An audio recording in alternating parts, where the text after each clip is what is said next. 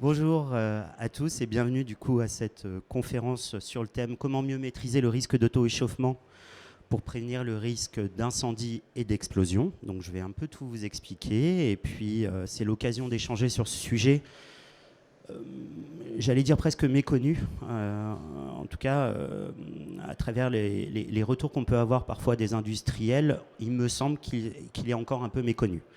Euh, alors, je vais commencer par une présentation de ma société. Donc, moi, je travaille pour Decra Process Safety.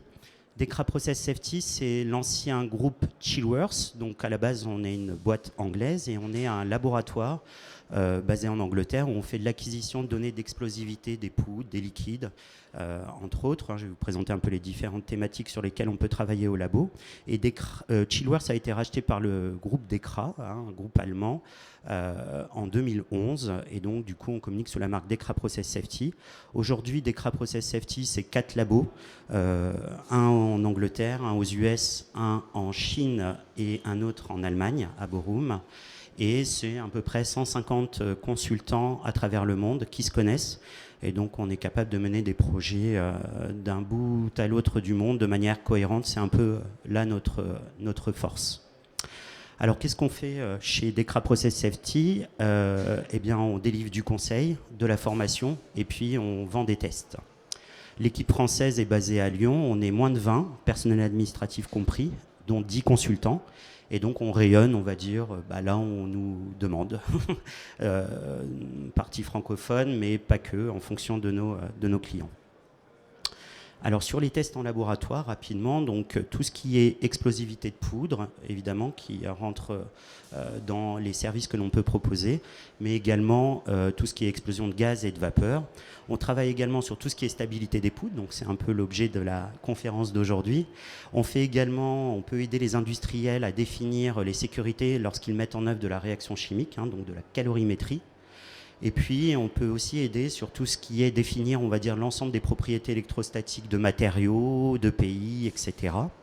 Et puis, évidemment, on travaille aussi sur tout ce qui est étiquetage et transport de matières dangereuses avec tous les tests physico-chimiques uniquement, pas tout ce qui est tox et écotox. En termes de conseils, voilà ce que l'on fait un petit peu en vrac, donc évidemment on travaille sur latex, on peut réaliser des audits électrostatiques, on peut réaliser tout type d'analyse de risque procédé, AZOP, LOPA, WATIF, AZID, APR, etc. On fait également de l'expertise d'accident, essentiellement explosion, mais également incendie. On travaille sur tout ce qui est risque d'emballement thermique. Et puis, on fait également du dimensionnement de lignes des vents de secours, soupape, disque de rupture et vents d'explosion pour la partie poudre. Des sécurités instrumentales avec les niveaux SIL. Et enfin, on a toute la thématique Céveso sur les études réglementaires. Enfin, en formation, on forme sur ce qu'on sait faire, seulement sur ce qu'on sait faire. Voilà, donc vous pouvez avoir accès à notre catalogue de formation inter sur notre site internet decra-process-safety.fr. Toutes nos formations peuvent être délivrées en intra à la demande et adaptées à la demande. Alors le programme de cette conférence, on va commencer par un point accidentologie et retour d'expérience, parce que souvent on se rend bien compte qu'on apprend dans les accidents en sécurité des procédés. J'en veux pour preuve Céveso ou encore AZF, qui nous apprend énormément de choses sur les mécanismes en fait, qui mènent à un accident. Donc après ce point accidentologie, je vais tâcher de vous expliquer un peu les différents phénomènes liés à l'augmentation de température d'une poudre, comment on les caractérise, et puis on fera quelques partages de solutions pour finir la présentation, et évidemment un petit point question-réponse. Alors les accidents que je veux vous présenter, les voici. Donc on va commencer donc, en 1997 par l'accident tristement célèbre de Blaye, explosion d'un silo de céréales. Ensuite, je vais vous parler d'un incendie dans une cellule de stockage de colza qui arrive en 2022, un incendie de trémie de charbon en 2020 près de Nancy, et enfin on finira par une explosion dans un atelier de séchage de boue en 2016 à Valenton. Donc déjà, ce qu'on remarque, c'est que déjà on a mis en œuvre ces accidents incendie et explosion mettent en œuvre différents types de matières. Et puis surtout, on voit que le premier date de 97, le dernier de 2022. Malheureusement, ça arrive encore, ce type d'accident. Alors, à chaque fois, je vous fais un petit rappel rapide de l'accident. Donc là, on commence par Blaye en 1997. Donc les faits, il y a eu une violente explosion. Là, vous voyez une photo à droite. Sur les 44 cellules du silo, 28 sont détruites. Il y a également la tour de manutention nord qui est détruite et les bâtiments techniques et administratifs qui étaient attenants au silo. Et c'est pour ça que le bilan est catastrophique, puisque 10 employés sont décédés, ensevelis, parce que présents dans ces locaux qui attenaient les cellules. Un pêcheur par réception d'un impact, donc ce qu'on appelle l'effet missile, donc au mauvais endroit, au mauvais moment. Et un autre employé est gravement blessé. Le ressenti de l'explosion se fait sentir jusqu'à presque 500 mètres autour de la cellule où il y a eu des bris de vitres sur les habitations. Donc je vous laisse imaginer la violence de cette explosion. Alors la source d'inflammation, donc ça je le tire du rapport de l'INERIS qui avait été en charge à l'époque de l'expertise d'accident. Deux possibilités, soit un frottement mécanique au niveau du ventilateur, au niveau de la tour de manutention, soit un phénomène d'auto-échauffement. C'est pour cela que je vous le présente. Les solutions qui sont sorties suite à cette investigation, les voici. Surveillance de la température au sein des silos, utilisation de moyens de vidéosurveillance couplés à des moyens de détection, installation de détecteurs d'étincelles, mise en place de moyens de découplage technique, mise en place des vents d'explosion. L'avant-dernier point sur les moyens de découplage technique, il faut comprendre qu'en fait il y a eu une première explosion et puis il y a une réaction en chaîne, c'est-à-dire que la première explosion a généré un front de pression. Ce front de pression a mis en suspension les poussières qui étaient déposées, parce que c'était très empoussiéré. Et en mettant en suspension, il y a le front de flamme qui arrive juste derrière et ça a explosé. C'est une réaction en chaîne. D'où la nécessité de bien séparer les différentes unités d'une installation par des moyens de découplage technique. Cet accident aussi, il a donné lieu à l'arrêté silo qui est évidemment aujourd'hui encore applicable. Donc un premier accident. Le second, incendie au niveau d'une cellule de stockage de colza. Alors là, c'est un échauffement qui a été détecté dans une cellule qui contenait 250 tonnes de colza. Alors elle a été détectée visuellement parce qu'il y avait des fumées qui sortaient au-dessus du silo. Donc il n'y avait aucun autre moyen à l'époque pour le détecter. Pas d'impact sécurité, mais un impact financier. Et la source d'inflammation, alors là, c'est un phénomène d'auto-échauffement dû à une humidité importante en fond de cellule, parce que la pompe qui était là, qui servait à drainer l'eau, était en fait en panne, ce qui a généré une stagnation des eaux en point bas. C'est comme ça que c'est indiqué dans le cadre du BARPI, un auto-échauffement, mais je reviendrai tout à l'heure sur cette source d'inflammation, parce que peut-être que ce n'est pas tout à fait un auto-échauffement. On va voir peut-être que c'est un autre mécanisme qui a été mis en œuvre. Les solutions qui ont été proposées suite à cet accident, mise en place évidemment dans la gestion de stock de pompes neuves, basique, et gestion des stocks de produits sur une période plus courte. Pareil, on viendra dessus pour mieux comprendre ces solutions quand je vous expliquerai les moyens de caractériser ces phénomènes. L'autre accident, incendie de trémie de charbon près de Nancy. Donc l'effet, un auto-échauffement de charbon se produit dans la trémie d'alimentation d'une chaudière qui contient 50 tonnes de charbon. Impact financier, pas d'impact sécurité. Et donc la source d'inflammation, c'est un auto-échauffement de charbon dû à un long temps de stockage du charbon dans la trémie. Alors là, le charbon, il alimentait une chaudière, on était en plein été, longue période de chaleur et de sécheresse, donc le charbon est resté plus longtemps en fait dans la trémie. Les solutions sont en lien avec ce temps de stockage, création d'une procédure pour s'assurer que les trémies de chaudière ne restent pas remplies sans renouvellement plus de 21 jours. Et on va comprendre aussi tout à l'heure, avec les moyens que l'on a de caractériser l'auto-échauffement, d'où sortent ces 21 jours. Mais c'est typiquement les données de sortie que l'on peut avoir quand on fait des études plus précises sur ce phénomène. Dernier accident, l'explosion dans un atelier de séchage de boue. Donc explosion dans un atelier de séchage avec un POI qui a été déclenché, impact financier, pas d'impact sécurité, des particules, donc la source d'inflammation sont des particules incandescentes qui provenaient de blocs de boue échauffés. Alors là, ce qui est intéressant sur cet accident, je passe directement sur les solutions, c'est que le risque d'auto-échauffement, il était connu par l'entreprise.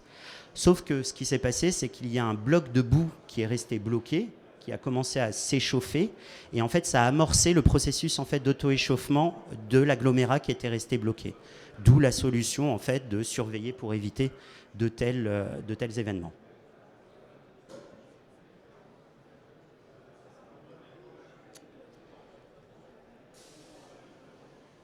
Alors, définition des différents phénomènes liés à l'augmentation de température des poudres. Alors le titre, il a l'air un petit peu compliqué, mais l'idée, c'est de se dire que à travers les accidents que je vous ai exposés, donc soit ça donnait lieu à des incendies, soit à des explosions.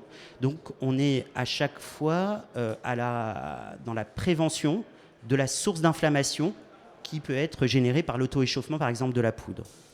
Donc on est bien dans cette prévention des sources d'inflammation. Et donc, du coup, cette source d'inflammation qui génère de la chaleur et qui peut donc soit enflammer, enfin générer un incendie par le triangle du feu qu'on connaît, avec le comburant qui est l'oxygène, le carburant qui est la poudre, et donc la source d'inflammation ici qui serait l'auto-échauffement, soit prévenir cette source d'inflammation pour éviter l'explosion. Cette fois, on retrouve toujours ce triangle du feu, sauf que le carburant, c'est des fines poussières. Mises en suspension, elles vont potentiellement générer une explosion avec un paramètre qui est aggravant, qui va être le paramètre du confinement. Soit c'est confiné et on va avoir des explosions avec des effets de surpression. C'est comme les silos de Blaye, avec des effets qui peuvent se ressentir jusqu'à 500 mètres du lieu de l'explosion. Soit on n'a pas de confinement et dans ce cas-là, on va avoir un flash avec des effets thermiques qui peuvent évidemment blesser, voire potentiellement tuer. Donc, on s'intéresse à cette source d'inflammation, on devrait s'intéresser à cette source d'inflammation de l'auto-échauffement quand, normalement, on va travailler, par exemple, sur latex. Quand on travaille sur latex, on va chercher, il y a eu une très bonne présentation ce matin d'un confrère, on va chercher à travailler sur un des paramètres, les supprimer pour éviter qu'il y ait l'explosion. Donc, quand on travaille sur le paramètre source d'inflammation, eh bien, on va se baser sur la EN 1127.1 qui a été reprise dans la norme 679.0 qui définit 13 sources d'inflammation que l'on doit maîtriser pour éviter l'explosion et donc, vous l'avez compris, par voie de conséquence, l'incendie. Sur ces 13 sources d'inflammation, en fait, celles que je vous ai entourées, c'est celles qui sont en lien avec la température. Donc on va avoir des surfaces chaudes que l'on doit maîtriser, des réactions chimiques dont auto-échauffement, donc elles sont clairement indiquées cette source d'inflammation, même si elle est méconnue. Et flammes et particules incandescentes. Donc c'est bien dans ce cadre-là que l'on va travailler, quand on travaille pour la prévention de l'incendie ou de latex, c'est d'essayer de travailler sur cette source d'inflammation. Donc soit je génère de l'auto-échauffement et dans quel cas je ne génère pas d'auto-échauffement, je n'ai pas de propriété d'auto-échauffement, dans quel cas je la mets de côté, mais je l'ai bien considérée dans mon étude, soit elle est à considérer, dans quel cas il faut creuser.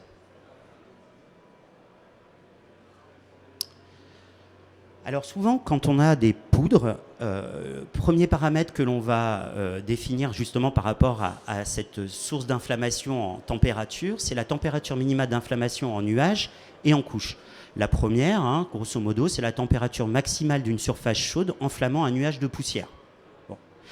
Là, vous le voyez, c'est dans notre laboratoire, il y a un four, on met en suspension, on contrôle la température du four, on met en suspension la poudre, et par la chaleur de la paroi, soit il y a inflammation, soit il n'y a pas. D'accord ? C'est ça qui va me définir ma TMI en nuage. Et puis, je vais définir ma TMI en couche de 5 mm. Pourquoi 5 mm ? Parce que, justement, toutes les procédures de test sont standardisées. Et donc, du coup, là, c'est une plaque chauffante, une couche de 5 mm, et puis je monte en température jusqu'à ce que ça s'enflamme. Ces deux valeurs, en fait, que l'on retrouve parfois dans les fiches de données de sécurité ou dont on fait l'acquisition, c'est les valeurs classiques quand on a des poudres. Et pourtant, ces deux valeurs ne suffisent aucunement pour définir si ma poudre a des propriétés auto-échauffantes ou pas. Et c'est là, on va dire, ce qu'on retrouve basiquement un petit peu chez nos clients, c'est que parfois on se dit, mais attends, moi j'ai ma TMI en couche, elle est de 500 degrés, donc je sais que je ne vais pas avoir d'auto-échauffement. Non, on ne parle pas du tout de la même chose. Donc ces deux valeurs-là, vous les utilisez pour latex, pour ce que vous voulez, mais en tout cas, pour l'auto-échauffement, ça ne sert à rien d'avoir ces deux valeurs-là. Et on va voir du coup quelle valeur on doit avoir pour caractériser au mieux le phénomène d'auto-échauffement d'une poudre.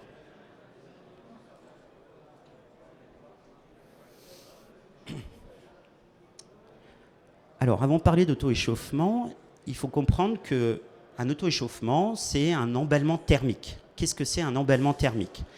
Il y a emballement thermique quand j'ai une poudre, par exemple, qui produit de la chaleur et un système qui n'est pas capable de l'éliminer. Donc, je vais avoir une accumulation de chaleur. Donc, je vais monter en température. Et là, à ce moment-là, j'ai un auto-échauffement. Donc, il y a emballement thermique quand il y a un déséquilibre. Par contre, si je suis capable d'éliminer la chaleur que je produis, je n'aurai pas d'auto-échauffement. D'accord ? Donc il faut toujours raisonner en termes de produits, mais également en termes de contenants. C'est un élément clé quand on veut prévenir le risque d'auto-échauffement. Alors, en réalité, c'est jamais très simple, hein, mais en réalité, il y a différents phénomènes qui peuvent conduire à générer de la chaleur dans une poudre. Les voici. Le premier, c'est ce qu'on appelle la décomposition thermique. Je vais en parler juste après, je vais vous expliquer de quoi il s'agit. Le second, c'est une réaction biochimique qu'on appelle la fermentation. Hein, et donc, pareil, même si je ne suis pas biochimiste, mais je vais vous expliquer les quelques rudiments de la fermentation. Et enfin, on finira par l'auto-échauffement, qui est en réalité un phénomène d'oxydation des poudres.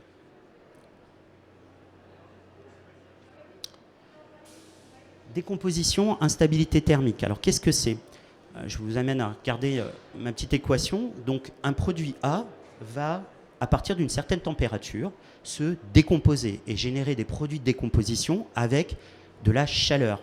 Le delta H, c'est de la chaleur. Ces produits de décomposition, par exemple, on en connaît un malheureusement à travers les accidents, par exemple le nitrate d'ammonium. C'est un produit qui se décompose, d'accord ? C'est de la décomposition thermique, c'est de l'instabilité thermique. Sur ce type de produit, parfois, ce qu'on peut retrouver aussi, c'est des produits autocatalytiques. Je ne sais pas si vous avez déjà entendu parler de produits autocatalytiques. Qu'est-ce que c'est un produit autocatalytique ? C'est un produit qui se décompose à partir d'une certaine température. Et en plus, quand il produit ces produits de décomposition. Et ces produits de décomposition sont les catalyseurs de la décomposition. C'est-à-dire qu'en fait, ces produits de décomposition vont faire que la décomposition de la matière A va s'accélérer et va être beaucoup plus forte. Donc quand on est face à ce type de produit, souvent en pharmacie par exemple, ça peut arriver, et puis dans le domaine des explosifs, d'accord ? Eh bien là, il faut être très prudent, il faut le détecter dès le départ. Et alors comment on fait pour le détecter ? On a un test qui est simple, rapide, pour le détecter, qui est la DSC. Qu'est-ce que c'est la DSC ? Eh bien on va prendre un petit creuset, c'est à peu près 1 à 20 mg de matière, tout petit. Et on va le passer du coup à la DSC et on va être capable de voir si, donc on va monter en température et on va voir à quel moment je décroche et on va voir en fait à partir de quelle température je décompose et quelle est l'énergie de décomposition. Ça, c'est un test de screening qui permet au moins d'identifier dès le départ est-ce que mon produit est susceptible de se décomposer ou pas.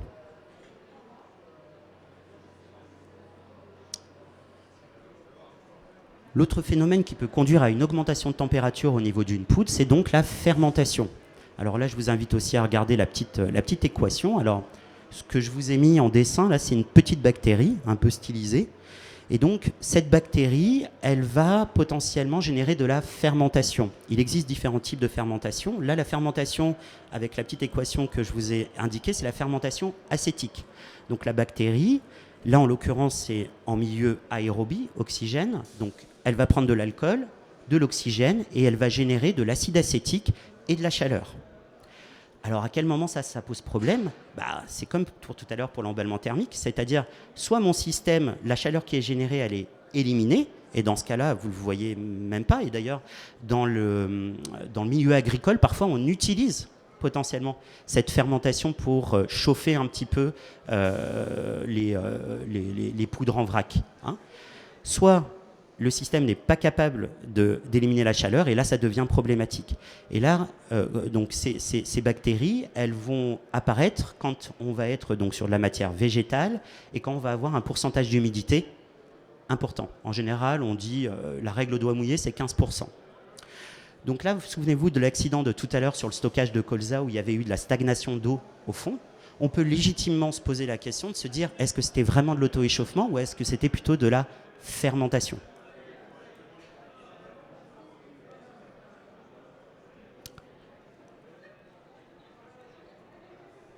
Et enfin, l'oxydation des poudres, c'est ça qu'on appelle auto-échauffement. Alors, pareil, la petite équation pour mieux comprendre. Donc, j'ai un produit A qui, avec donc l'oxygène, va s'oxyder, donc en générant un produit d'oxydation plus de l'énergie. Cette énergie, soit elle est éliminée par le système, et dans ce cas-là, je ne vais pas avoir cette augmentation de température qui peut être une source d'inflammation pour les incendies et les explosions, soit elle est non éliminée, dans quel cas je peux avoir les accidents que je vous ai présentés en début de présentation. Alors justement, comme c'est une oxydation des poudres, l'auto-échauffement, eh bien, l'air va être très important à considérer. Donc l'idée, là, sur les tests que je vais vous présenter, c'est de se dire comment vous arrivez, vous avez un procédé, comment moi, en laboratoire, je vais reproduire ces conditions au mieux pour vous donner une valeur qui soit la plus cohérente par rapport à votre process. Eh bien, on va se poser la question de la disponibilité de l'air. Soit on va avoir une diffusion naturelle, soit une ventilation forcée, soit on va avoir une couche de poudre. Ces trois tests, je vous les présente assez rapidement. Vous allez comprendre très rapidement le principe. Alors, je commence par le premier, le test en cellule avec diffusion. À quoi ça ressemble? Déjà, je suis sur quelques dizaines de grammes de poudre. Souvenez-vous, la DSC, j'ai dit entre 1 et 20 mg. Donc déjà, on est sur des quantités plus importantes. J'ai un bécher avec un verre frité en bas. Je mets ma poudre dans ce bécher et j'ai 4 thermocouples. D'accord ? Je vais placer cette cellule avec diffusion dans un four et je vais monter en température le four et je vais voir comment ces thermocouples en fait, vont réagir. Un exemple de ce qu'on peut observer, et bien là, donc du coup, c'est simple. Hein. Donc là, en noir, vous avez la température du four, et là, on retrouve les différentes couleurs qui correspondent aux 4 thermocouples que j'ai au niveau du bécher. Et bien là, ce que l'on voit, c'est que c'est ce premier thermocouple là qui est monté, et quand on regarde, en fait, il s'agit du thermocouple qui était le plus en haut. Et le thermocouple qui est le plus en haut, ça veut dire quoi? Ça veut dire que c'est le thermocouple qui était le plus en contact avec l'air. Donc là, on peut supposer, puisque ça reste quand même un test de screening, on peut supposer que c'est bien une oxydation qui s'est passée qui a fait qu'on a cet auto-échauffement. Après, les autres courbes montent également. C'est moins clair parce que, bon, après, l'augmentation de température dans de la poudre, elle est plus diffuse, etc. Donc, c'est moins clair. Mais le premier thermocouple, qui était celui qui était au plus près de l'air, est passé et monté en premier. Donc, on peut supposer que c'est bien de l'oxydation, donc de l'auto-échauffement. D'accord ?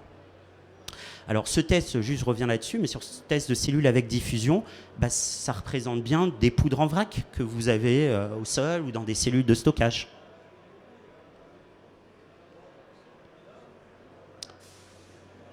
L'autre test, donc la cellule avec diffusion que maintenant vous connaissez, c'est la cellule aérée. C'est-à-dire qu'en fait, là, on va augmenter la disponibilité de l'air. Qu'est-ce qu'on fait? C'est exactement le même principe, les 4 thermocouples, le frité cette fois en bas et en haut, et on fait passer l'air. On fait une ventilation en fait forcée de l'air. Ça peut représenter par exemple tout ce qui va être des opérations de séchage à l'huile fluidisée par exemple, d'accord, où on fait passer l'air. Et là, on va voir effectivement en faisant passer l'air, est-ce que j'ai un auto-échauffement ou pas? Donc même principe, je le mets dans le four, je mesure et je regarde si un des thermocouples ou plusieurs thermocouples décollent de la température du four. Autre cas de figure aussi qu'on peut retrouver dans l'industrie, c'est par exemple tout ce qui est test en couche. Alors là, les tests en couche, c'est souvent par exemple sur des opérations de séchage à plateau, mais également dans les leaders fusisés, dans les tours d'atomisation, parfois on va avoir des couches de poudre qui peuvent s'accumuler au-dessus de l'équipement. Et donc, du coup, l'idée, c'est de se dire, bah, en ambiance chaude, est-ce que cette couche ne peut pas s'auto-échauffer et être une source d'inflammation pour le nuage de poussière qui est à l'intérieur de l'équipement? Ça, c'est vraiment le cas de figure typique. Et bien là, on reproduit ça, une couche de poudre, des thermocouples, et on fait passer de l'air préchauffé. Et pareil, on mesure s'il y a une montée ou pas de température. C'est toujours le même principe. Alors, la question parfois c'est de se dire quel test quel test. Je veux juste vous illustrer un petit peu le propos. Donc ça, c'est une étude qu'on a réalisée en interne. Donc la première colonne, c'est les S d'agrumes. Et donc, on va mesurer la température début d'exothermie, c'est-à-dire à partir de quel moment le thermocouple, il détecte une température. Et là, regardez, je vous invite à regarder les S d'agrumes. Donc DSC sous air, 223 degrés. La DSC, rappelez-vous, c'est petit, et la disponibilité de l'air, elle est pas très importante. DSC sous azote, parce qu'on a la possibilité de s'affranchir complètement de l'air, c'est supérieur à 250. Quand on passe sur la cellule avec diffusion, on est à 114 degrés. Donc là, on voit bien une différence. Et cellule aérée, 101 degrés. Là, ce qu'on peut en conclure, c'est que clairement, on est bien sur un risque d'auto-échauffement, d'oxydation en fait de la poudre, qui montre que la cellule avec la cellule aérée à 101 degrés. La différence entre DSC et cellule avec diffusion et cellule aérée, c'est la quantité mise en œuvre de matière. C'est pour ça que c'est très important. Parfois, on a des clients qui arrivent et qui vont développer toute leur stratégie de sécurité sur quoi? Sur une mesure de DSC qui représente 1 à 20 mg de poudre. Donc, ce n'est pas cohérent. Il faut aller plus loin. Enfin, la deuxième colonne, c'est l'azodicarbonamide. Et là, vous regardez, donc DSC sous air et sous azote, on est à 179. Et cellules avec diffusion ou aérée, on est à 169, 168. Là, ce qu'on peut en conclure, c'est que clairement, on n'est pas sur de l'oxydation de poudre. Et là, on est plutôt sur un produit qui se décompose thermiquement, qui n'a pas besoin d'air, en fait, pour s'échauffer. Vous voyez un peu le... Enfin, un des points aussi à prendre en considération, c'est, au-delà de la disponibilité de l'air, c'est l'effet d'échelle. Nous, on va travailler sur des petits paniers au labo, et l'idée, c'est de vous donner des résultats à l'échelle de silos. D'accord? Donc, comment on va faire? Eh bien, on va faire ce qu'on appelle un test en panier de taille croissante. Je passe rapidement sur la partie technique, mais grosso modo, on a 3 paniers, 50 mm, 75 mm, 100 mm, que l'on va tester pour définir leur température de début d'exothermie. À partir de ces 3 résultats, on va tirer une droite, parce que ça marche souvent avec une droite, et on va définir une régression linéaire qui va nous permettre d'extrapoler les résultats, avec des marges de sécurité évidemment, sur des stockages plus importants. Voilà ce que ça peut donner. Donc vous retrouvez les 3 petits points qui correspondent du coup au panier qu'on a testé. Et là, je vous demanderai juste de regarder le cube et le cylindre à droite de la diapo. Comme je vous l'ai dit, donc pour qu'il y ait emballement thermique, production de chaleur et pas d'élimination suffisante. Si on a la production de chaleur au cœur du cube, la distance la plus longue pour être éliminée, c'est donc pas l'arête tout entière, c'est bien la demi-arête. Donc cette demi-arête, elle est très importante. Si j'ai un auto-échauffement ici, la distance la plus longue, c'est bien la demi-arête. D'accord? Pour le cylindre, ça va être du coup le rayon. Eh bien, c'est par demi-arête qu'on va travailler. Je vous explique. Par exemple, si j'ai un IBC donc, avec une arête de 1 mètre et donc une demi-arête de 0,5 mètre, ça va me faire placer ici, c'est une échelle logarithmique. Donc là, ici, je vais avoir la taille du stockage. Donc ici, je suis à 0,5 mètres de demi-arête pour un IBC. Et si cette poudre, par exemple, est stockée à 80 degrés, eh bien, à 80 degrés, 0,5 mètres, là, je suis dans la zone de pas de risque d'auto-échauffement. Si je prends toujours cette poudre que je stocke à 80 degrés et que j'augmente la taille de stockage, que j'arrive dans une grosse cellule de stockage par exemple à 9 mètres de demi-arête, ce qui fait un tas de 18 mètres à peu près de diamètre ou d'arête, comme vous voulez. Et bien là, par exemple, je vais arriver ici et là, je suis clairement dans un risque d'auto-échauffement. Donc c'est la puissance un petit peu de ce test qui permet de définir une taille critique et une température critique. Et puis on peut encore aller plus loin. Vous vous souvenez tout à l'heure pour la trémie de charbon où je vous ai dit qu'on était à 21 jours comme durée limite. Eh bien, on le définit avec un test en panier de taille croissante. Comment on fait? Eh bien, sur les 3 petits paniers, je sais que ça décolle à 200 degrés. Je le place en isotherme dans un four à 200 degrés et j'attends de voir en combien de temps ça va décoller. Et donc, du coup, même cas de figure, je trace une droite avec une régression linéaire et du coup, je peux projeter ce qui va se passer sur des plus grosses quantités de matière. Alors là, juste un petit résumé du coup des différents tests que j'espère que vous comprenez mieux. Alors la DSC, a priori, c'est plutôt pour de la décomposition et pas de l'oxydation. Disponibilité de l'air très peu importante. quantité très peu importante, une marge de sécurité de presque 50-100 degrés sur le résultat obtenu. Bah, c'est beaucoup, et donc du coup, d'où la nécessité d'aller plus loin si on détecte une décomposition thermique au niveau d'une matière.